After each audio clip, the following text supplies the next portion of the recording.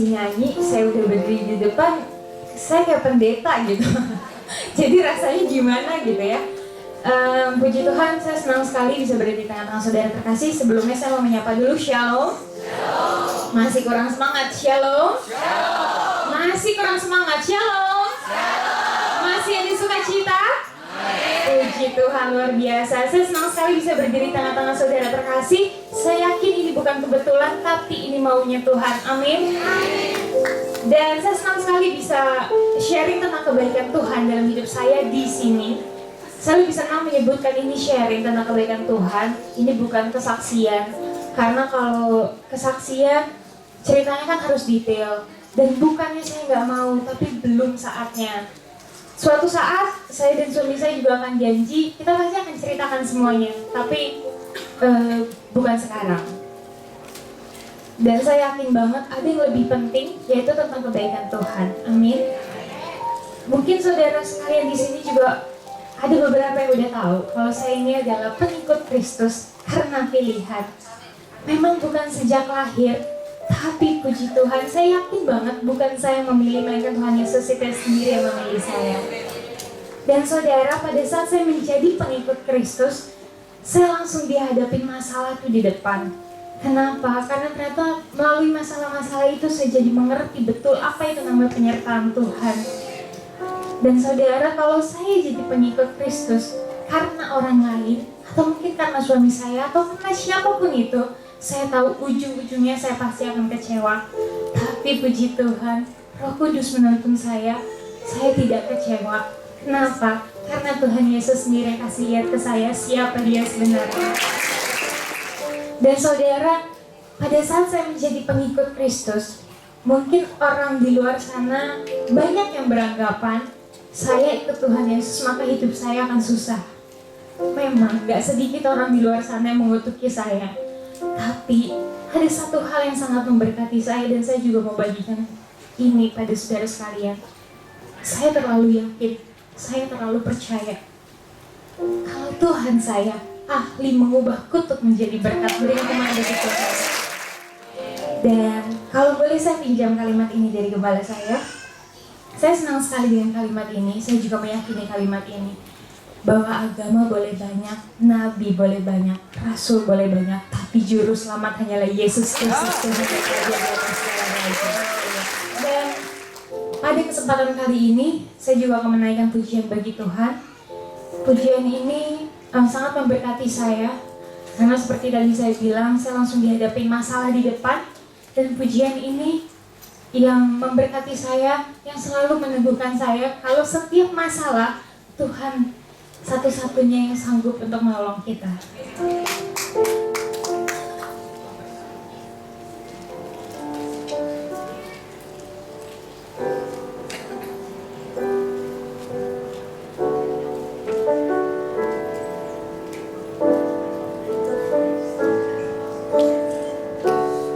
Kuatkanlah hatimu,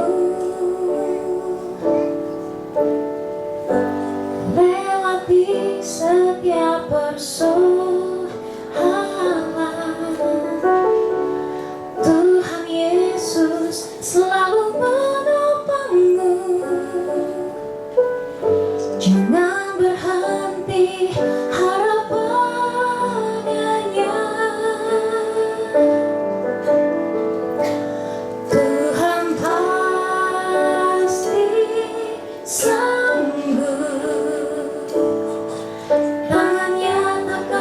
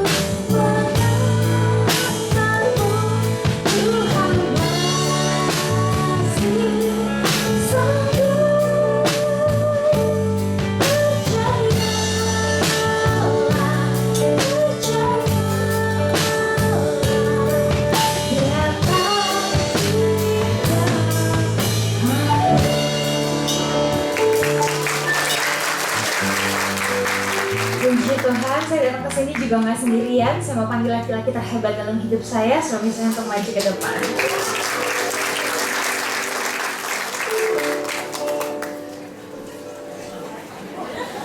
Waduh.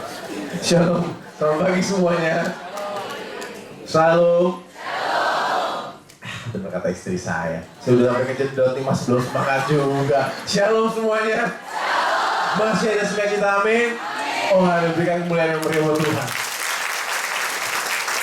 Puji Tuhan, kami juga bersyukur, kami berterima kasih boleh ada di depan saudara-saudara sekalian pada pagi hari ini. Memang benar ini bukan kebetulan, tapi ini maunya Tuhan. Dan saudara-saudara sekalian, kalau saya boleh menyambung seperti tadi apa yang istri saya sempat sampaikan, mungkin kami belum bisa cerita detailnya karena satu dan lain hal, tapi kami bilang belum bukan berarti tidak bisa. Suatu saat kami janji, kami akan ceritakan semuanya. Tapi kalau kita mau cerita juga, sebenarnya kalau saya lihat di sini kan hampir semuanya ibu, hampir semuanya ibu, dan kalau saya lihat juga emang wajah ibu-ibunya tuh ibu-ibu infotainment gitu. Kelihatan di sini. Kayaknya hampir semua juga pasti pernah ngikutin lah cerita-cerita kami berdua di infotainment.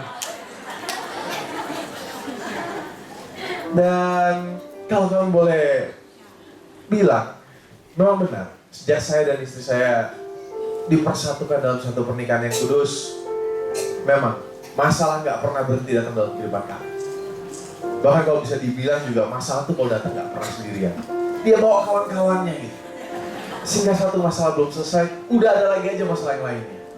Tapi ini yang mau kami sampaikan pada pagi hari ini.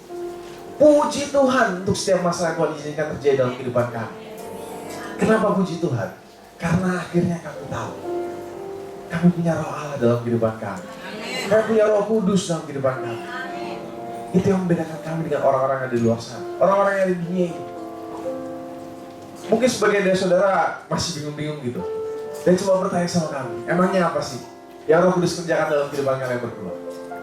Gini, ini yang mau kami bagikan. Yang pertama, ketika masalah itu datang, ketika badai kehidupan itu datang, yang pertama Roh Kudus berikan kami ketenangan, sehingga kami boleh melewati semua masalah tanpa rasa takut atau rasa khawatir. Dan kalau kami boleh kesaksian sedikit, ini ketika kami berdua melayani di salah satu daerah di Indonesia ini, saat itu kami diundang untuk KKR, rally KKR, di mana kami akan KKR di 3 malam yang berbeda, 3 hari berturut-turut. Dan ketika kami sampai ke sana, saya dan istri saya turun dari pesawat, kami dijemput sama panitia dan juga gembala gereja di sana. Ketika kami datang, yang anehnya, kami dijemput dengan muka-muka, gimana ya? Orang Jawa bilang rodok sepet. Iya. Jadi kami sampai ke sana, kok mukanya pada gitu semua, sampai saya tanya sama istri saya, sayang, kita ini sebenarnya salah apa sih? Kok kita jemput sama muka-muka kayak gini? Gak lama kembali narik kita berdua. Langsung narik kita berdua, kami dibawa ke salah satu coffee shop di bandara situ. Dan hal pertama yang dia sampaikan bukan shalom, Vano, gimana kabar? Enggak. Dia langsung bilang, Vano, kalian berdua ini TO. Nah, maksudnya gimana nih Om? Iya, kalian berdua ini TO, mau dibunuh.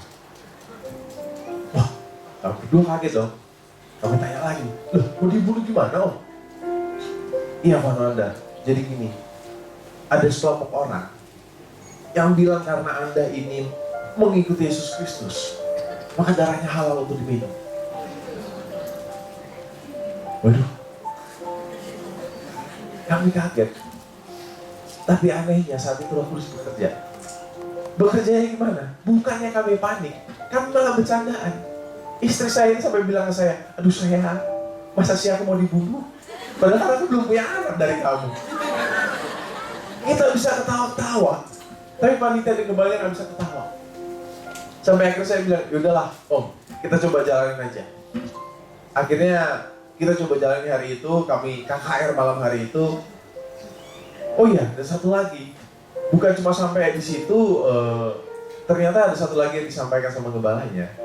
Jadi malam sebelumnya, mereka sudah menemukan ada bom di bawah tempat kami KKR. Itu yang bikin mereka khawatir. Tapi akhirnya kami jalanin aja. Satu hari itu kami jalanin, nggak terjadi apa-apa. Tapi kami harus pindah-pindah hotel 3-4 kali dalam satu hari. Dan sebelum kami sampai ke tempat KKR itu pun kami harus muter-muter dulu jalannya. Ya dengan alasan keselamatan. Tapi kemudian hari pertama nggak terjadi apa-apa. Hari kedua juga nggak terjadi apa-apa. Sampai di hari ketiga. Di hari ketiga itu pagi-pagi gembalanya udah ngajak kami untuk bicara lagi. Dia bilang, Vano, Anda kayaknya siang ini kita pulang aja. Loh, ada apa lagi nih Om? Iya, ini ancamannya udah makin serius. Dan sepertinya kami dan panitia udah gak sanggup lagi. Entah kenapa pada saat itu kami cuma jawab satu hal. Kami cuma bilang, Om, kita datang sini, kita kan mau melayani Tuhan. Dan kalaupun kami harus mati ketika kami melayani Tuhan, kami tahu kok akan bawa kemana. Akhirnya gembalanya merasa ada sedikit kekuatan, dia bilang, jadi gimana Vano? Udah, kita jalanin aja. Kami jalani hari itu, dan sudah tahu apa yang terjadi. Ada dua hal yang terjadi. Yang pertama, ada 40.000 orang datang ke KKR itu. Dan yang kedua, nama Yesus semakin dipermuliakan. Dari situ kami belajar. Kami belajar untuk lebih tenang lagi. Kenapa kami boleh tenang? Karena kami tahu orang yang main-main dengan pekerjaan Tuhan, orang yang main-main dengan anak-anak Tuhan, orang yang main-main dengan hamba-hamba Tuhan, itu berurusan langsung dengan Tuhan.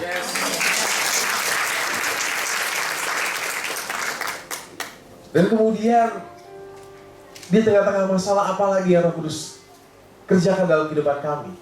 Roh Kudus ajarkan 3 poin penting dalam kehidupan yang selalu kami pegang. Yang pertama, kami belajar untuk lebih mawas diri lagi, untuk lebih introspeksi diri lagi. Dalam arti gini, kalau kemarin saya dan istri saya, kami berdua sudah hidup sebagai artis, sebagai pemain sinetron atau pemain film, itu bukan berarti kami boleh merasa bangga dengan diri kami. Atau mungkin kemarin-kemarin Tuhan sudah membantu kami keluar dari masalah kami. Itu bukan berarti kami boleh merasa puas dengan diri kami yang sekarang ini. Atau mungkin juga gini, kemarin-kemarin saya dan istri saya, kami berdua sudah melayani kemana-mana. Bukan cuma dalam negeri, bahkan sampai ke luar negeri. Itu bukan berarti kami boleh merasa cukup untuk melayani Tuhan. Justru dari hari demi hari kami belajar. Kalau kami boleh melayani Tuhan, itu semua hanya karena anugerah Tuhan. Dan alasan kami boleh ada di depan saudara-saudara pada pagi hari itu cuma satu alasan. Kenapa? Karena Tuhan Yesus terlalu baik dalam kehidupan kami. Kami nggak perlu merasa sok jago. Kami nggak perlu merasa sok pintar. Kami nggak perlu merasa sok kuat. Karena apa? Karena kami tahu pasti di dunia ini nggak ada satupun manusia yang terlalu tinggi sehingga Tuhan Yesus nggak sanggup untuk rendahkan. Tapi ini yang menjadi kebanggaan kami sebagai orang percaya. Kami juga tahu pasti nggak ada satupun manusia di dunia ini yang terlalu rendah sehingga Tuhan Yesus nggak sanggup untuk tinggikan. Dan yang kedua, apa yang Roh Kudus ajarkan? Yang kedua, Roh Kudus ajarkan kami untuk mengingat kembali janji-janji firman Tuhan dalam kehidupan kami. Sehingga ketika kami berdua ada dalam satu masalah, kami coba ingat-ingat, oh iya, benar juga. Ternyata ketika kami berdua memutuskan untuk mengikuti Yesus Kristus, Tuhan Yesus sendiri gak pernah janji tuh kalau jalan kehidupan kami bakal lurus-lurus aja. Atau Tuhan juga gak pernah janji tuh ketika kami mau mengikuti langkah-langkah Kristus, maka jalan kehidupan kami bakal mulus-mulus aja. Enggak. Tapi satu janji firman Tuhan yang sangat memberkati kami. Dan kalau kami boleh mengutip dari ayat Alkitab, maka bunyinya akan seperti ini. Sekalipun kami berdua harus berjalan dalam lembah kekelaman, kami gak perlu takut bahaya. Karena apa? Karena kami tahu ada tangan Tuhan yang selalu memegang tangan kami. Dan yang ketiga, apa yang Roh Kudus ajarkan dalam kehidupan kami? Kami belajar untuk lebih bersyukur lagi. Kenapa kami bersyukur? Bukan karena kami sudah melihat masalah kami selesai. Enggak. Masalah kami sampai dengan hari ini masih ada. Dan bukan juga kami bersyukur karena kami sudah melihat mujizat terjadi dalam kehidupan kami. Enggak. Tapi kami boleh lebih bersyukur lagi karena kami tahu semakin besar masalah yang Tuhan izinkan terjadi dalam kehidupan kami, itu juga berarti semakin besar berkat yang sudah Tuhan sediakan untuk kami. Karena ini saudara-saudara sekalian, sekali lagi kami berdua bangga berada di depan saudara-saudara sekalian karena kami yakin ini bukan kebetulan, ini pasti maunya Tuhan. Maunya Tuhan untuk apa? Untuk kita sama-sama belajar. Mungkin saudara-saudara boleh belajar dari kami berdua. Apa yang saudara pelajari dari kami berdua? Belajar untuk tidak mengulangi kesalahan kami. Karena saudara tahu kesalahan kami yang terbesar adalah meragukan penyertaan Tuhan dalam kehidupan kami. Sehingga ketika kami coba untuk menyelesaikan semua masalahnya sendiri, bukan masalahnya selesai, kami berdua malah semakin jatuh dalam masalah. Pada pagi hari ini, kami mau naikkan satu pujian. Satu pujian ini kami nyanyikan ketika kami berdua dipersatukan dalam satu pernikahan yang kudus. Ini sebagai wujud rasa syukur kami. Kami sangat berterima kasih karena kami tahu sekalipun kami sudah banyak melakukan kesalahan, sekalipun kami sudah banyak melakukan dosa, tapi kami masih punya Tuhan yang mau menganggap kami sebagai biji makan.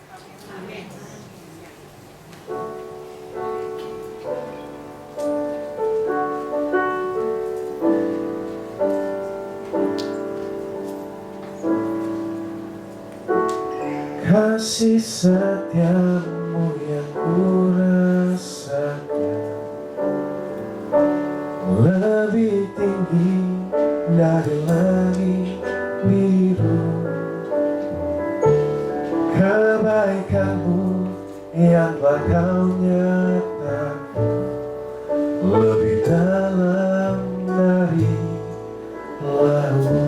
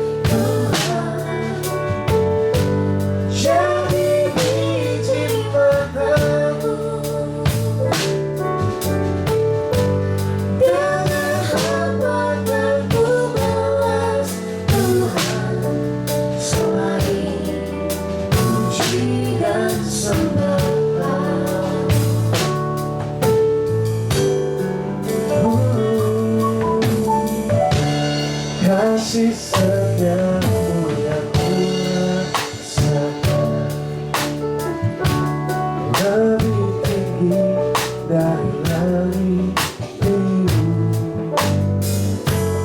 Kebaikanmu yang telah kau nyatakan lebih dalam dari lautan.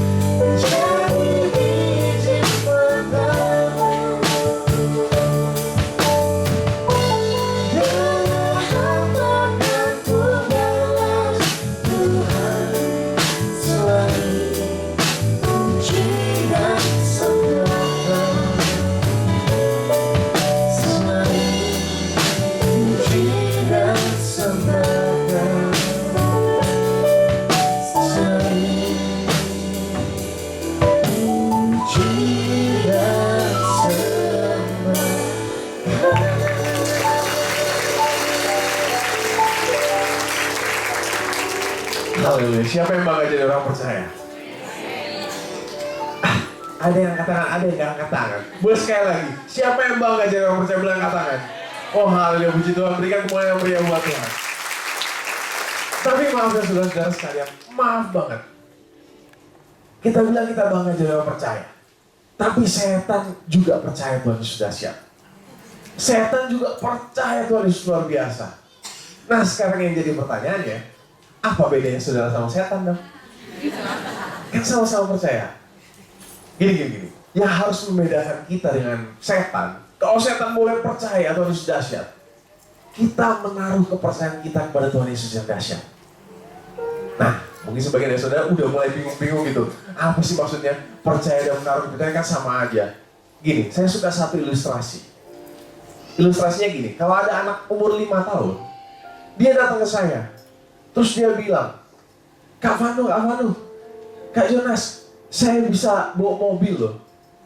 Wah, mana saya percaya kan, anak umur 5 tahun dia bawa mobil. Sampai dia beneran bawa mobil depan saya. Seng dia lewat. Terus dia balik lagi ke saya. Dia bilang, Kak Vanu udah lihat kan, kalau saya itu bisa bawa mobil. Saya bilang, oh iya, kau bisa bawa mobil. Kalau gitu sekarang kita jalan-jalan yuk. Kita naik mobilnya Kak Vanu, biar saya yang bawa. Darah Yesus. Masa iya saya kasih mobil saya ke anak umur 5 tahun? Itu yang saya bilang, percaya tapi gak menaruh kepercayaan.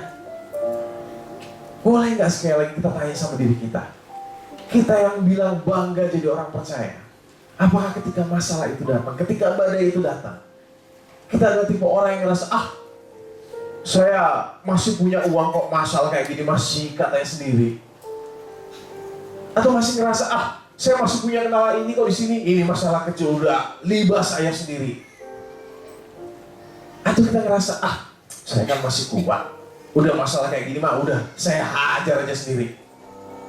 Itu yang saya bilang percaya, tapi nggak mau menaruh kepercayaan pada Tuhan.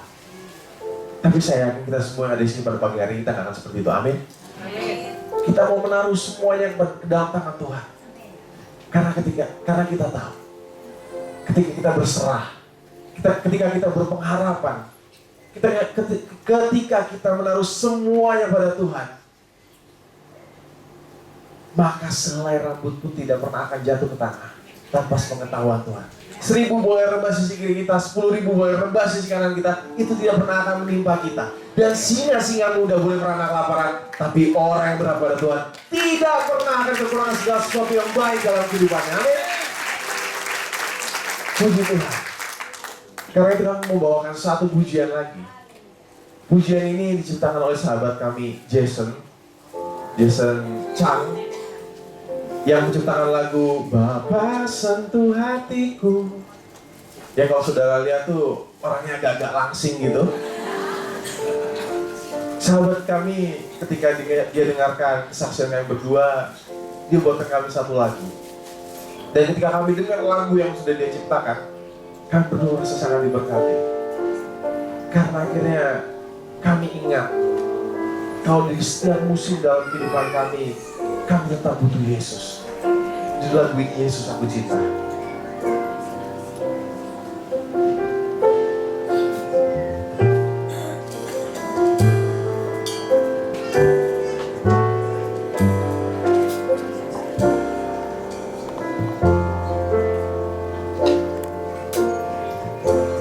Firman-Mu tiada amin,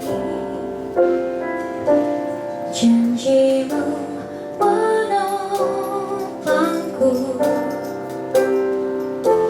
berjalan bersama-Mu di setiap musim hidupku.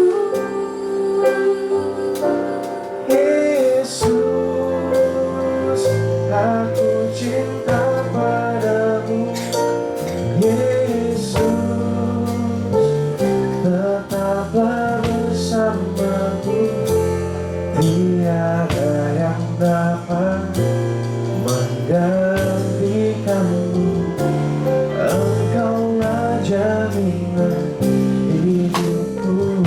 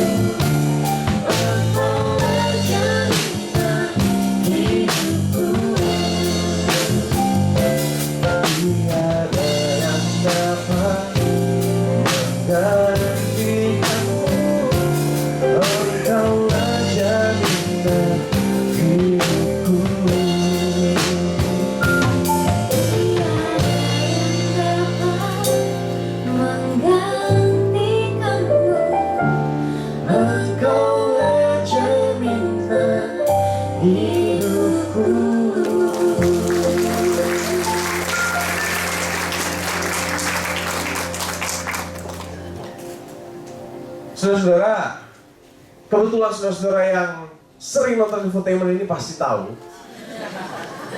kami berdua ini seperti yang saya tadi bilang, ketika kami berdua menikah, ketika kami berdua memutuskan mengikuti Yesus Kristus, masalah yang selalu datang itu sedikit banyak seringkali membuat hati kami sedikit terusik. Kenapa sedikit terusik? Karena saudara bayangin aja, mungkin saudara juga udah pernah dengar, ketika kami berdua menikah, ketika kami berdua dipersatukan dalam satu pernikahan yang kudus, ada yang bilang kalau umur pernikahan kita berdua ini nggak akan bertahan lama.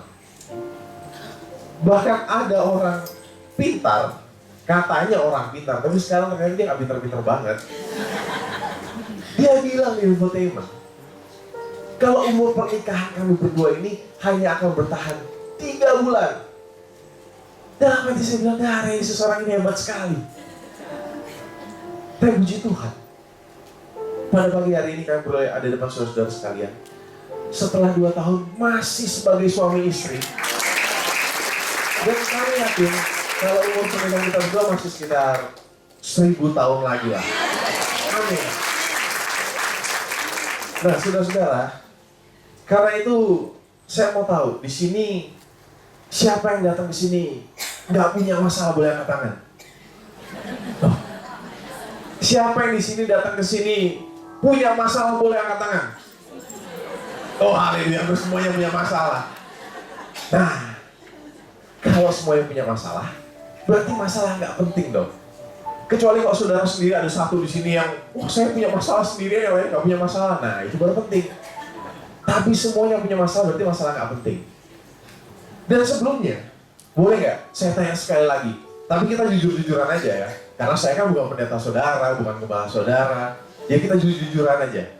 Kira-kira, kalau kita hitung, berkat sama masalah tuh mana lebih banyak dalam kehidupan kita?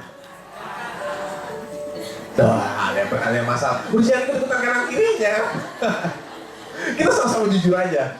Kira-kira berkat sama masalah mana yang lebih banyak dalam kehidupan kita? Ada yang bilang masalah, ada yang bilang berkat, ada yang bilang seimbang. Tapi maaf kalau saya bilang gini. Orang-orang yang bilang kalau masalah lebih banyak dalam kehidupan itu pasti orang stres. Loh, benar loh. Sekarang kita hitung-hitungan. Saudara kalau telepon itu pakai pulsa kan? Saudara kalau bayar listrik di rumah juga sebagian udah pakai pulsa kan? Nah sekarang gini, kalau Tuhan bikin kita bernafas harus pakai pulsa, harus bayar gimana? Nih contohnya, kita bernafas 1 kali tarik nafas, jangan 100, 1 rupiah aja, 1 rupiah. Buangnya gratis deh, jadi 1 rupiah gratis buangnya. Nah saudara bayangin nggak? Sementara kita lagi ngobrol-ngobrol begini, ada teman sahabat saudara yang tiba-tiba, lu kenapa lu? Pulsa gua habis gila nih. Kita bernafas aja itu adalah berkat. Amin. Ada orang yang harus bayar tabung oksigen, ada orang yang harus bayar cuma untuk bisa bernafas. Karena itu sekarang saya tanya lagi, berkat sama masalah mana lebih banyak dalam kehidupan saudara? Haleluya, puji Tuhan, berikan kemuliaan buat Tuhan. Tapi nggak bisa dipungkiri, memang kita semua punya masalah. Dan sekali lagi, kalau kami boleh puji Tuhan, masih boleh puji Tuhan? Nah, kami nggak mau sendirian. Yang punya masalah boleh angkat berdiri semuanya. Angkat tangan, angkat kaki, jangan. Silakan berdiri saudara-saudara sekalian, kita semua yang punya masalah. Hari ini kita boleh sama-sama belajar. Memang semuanya punya masalah. Kita punya masalah yang berbeda-beda. Tapi kita tahu kita punya Tuhan yang sama. Dan Tuhan yang sama itu tidak pernah akan terlambat untuk menolong kita. Dan ketika Tuhan ada di pihak kita, siapa yang akan menjadi lawan kita? Kita mau naikkan satu pujian. Pujian ini biarkan jadi janji iman kita kalau kita mau tetap teguh buat Tuhan, karena kita tahu Dialah perisai dalam kehidupan kita.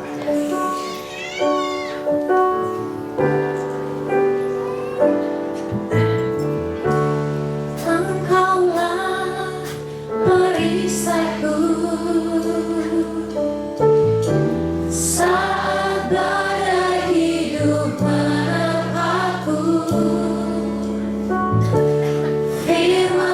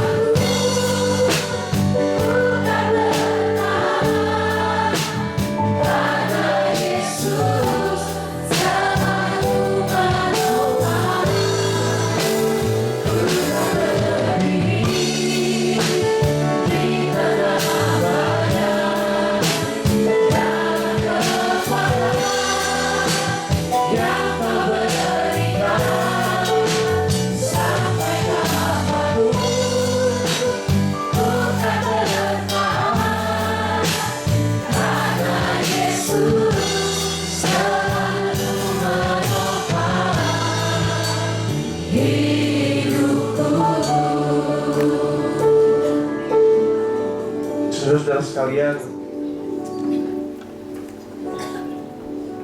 saya dan istri saya kami datang ke sini, kami nggak punya apa-apa untuk dibagikan. Tapi apa yang kami tahu, apa yang pernah kami rasakan, apa yang pernah kami alami, ini yang mau coba kami sampaikan. Saya dan istri saya, kami berdua adalah orang-orang yang nggak pernah bisa pilih kapan masalah datang dalam kehidupan kami. Saya dan istri saya juga adalah orang yang gak bisa milih masalah seperti apa yang boleh datang dalam kehidupan kami. Tapi jangan pernah remehkan. Ketika masalah itu datang, ketika badai itu datang, kepada siapa kami mau memandang, itu yang bisa kami pilih. Dan kami berdua kami sudah memutuskan bahwa kami cuma memandang salib. Kenapa kami cuma memandang salib? Karena akhirnya kami tahu kami punya Tuhan yang di atas kayu salib itu mati untuk kami saja dia mau kok.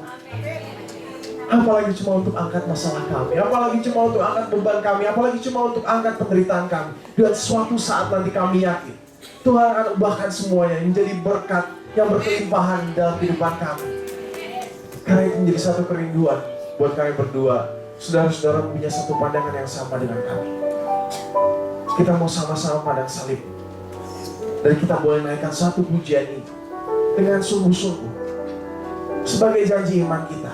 Sama-sama kita naikkan. Di saat badai bergelora, ku akan terbang bersamamu. Bapa kau Raja atas semesta.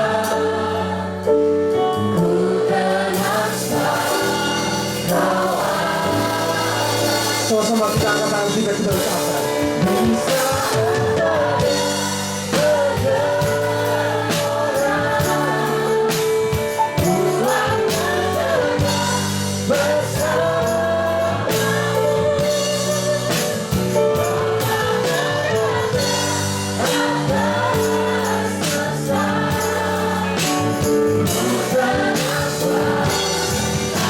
sekali lagi yang bangga jangan percaya. Sama-sama kita angkat.